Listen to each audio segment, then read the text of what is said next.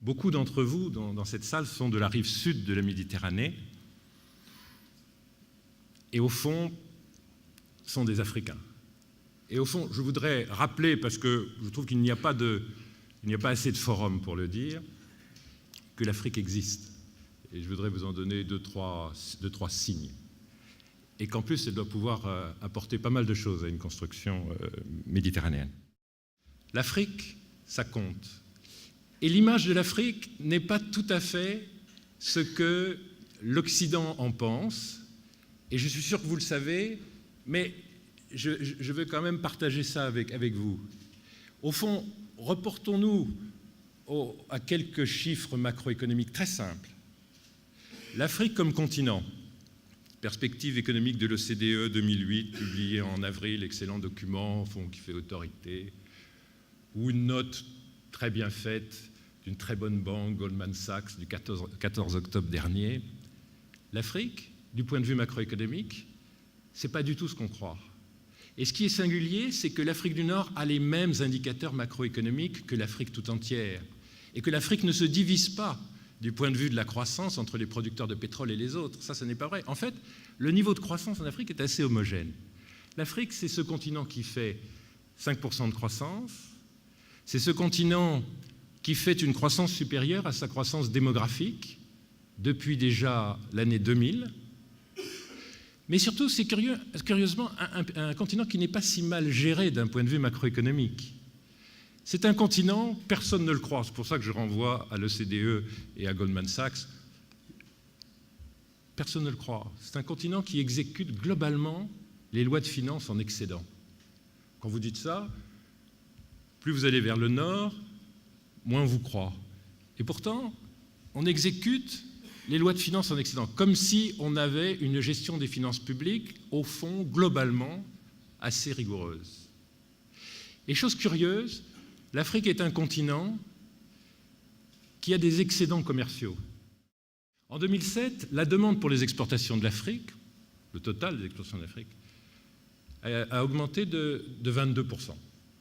Ça ne sera pas le cas tout à fait en 2008, puisqu'il y a une baisse des prix de fin de période qui fait que ce sera à 2 chiffres, mais ça ne sera pas au-dessus de 20%. Mais c'est ça l'Afrique. Et ce n'est pas du tout ça l'image de l'Afrique. De toute façon, comme vous êtes des gens extrêmement cultivés dans la littérature française, vous savez, comme Jean Cocteau, que les miroirs devraient réfléchir avant de refléter les images. Surtout, ne reflétez jamais cette image-là de l'Afrique. Parce que l'Afrique, ce n'est pas ça.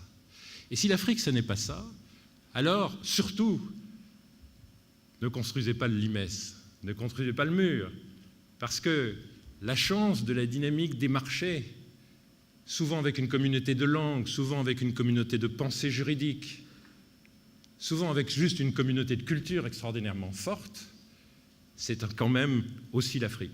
Je voudrais attirer votre attention sur le fait que le continent africain est, derrière la Chine, l'ensemble du monde qui épargne le plus. Là encore, quand vous dites ça à vos amis, les gens vous disent « Mais comment, quand on gagne $1 par jour, comment ferait-on pour épargner 20 centimes ?» Je ne sais pas comment on fait, mais les statistiques sont absolument toutes convergentes.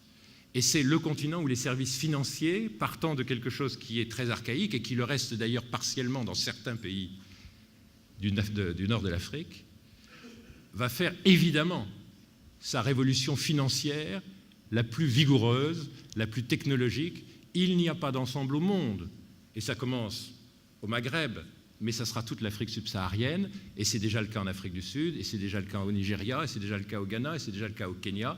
Il n'y a juste pas de région dans le monde où une révolution financière est pour demain matin.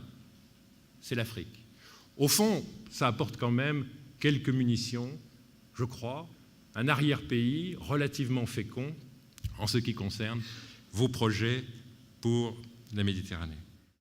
Vous êtes la génération d'un monde complètement ouvert qui doit à la fois s'intégrer sur des projets économiques extrêmement concrets de proximité, et la Méditerranée est une chance formidable, mais qui doit le faire en entrant dans ce jeu par exemple, en entrant avec l'Afrique, et je vous dis ça comme Français, je vous dis ça comme Africain, et je vous dis ça comme ami. Merci.